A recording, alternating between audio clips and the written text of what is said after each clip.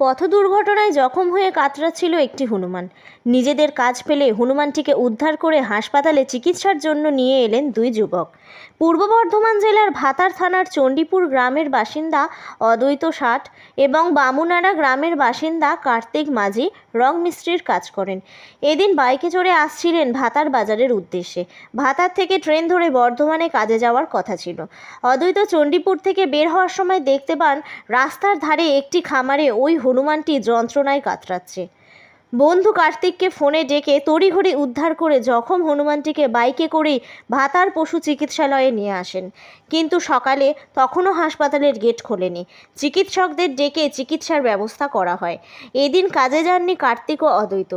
দুজনে এক নাগারে শুশ্রূষা করে যান, তবে শেষ রক্ষা হয়নি। মারা যায় হনুমানটি।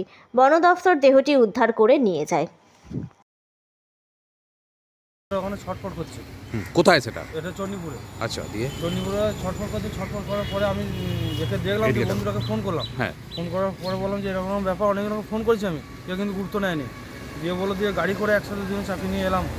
একজনের বাড়ি থেকে বস্তাটা নিয়েছে, কিন্তু এখনও তো খোলেনি তো এটা। কি নাম তোমার? আমার নাম অদ্বৈত ষাট।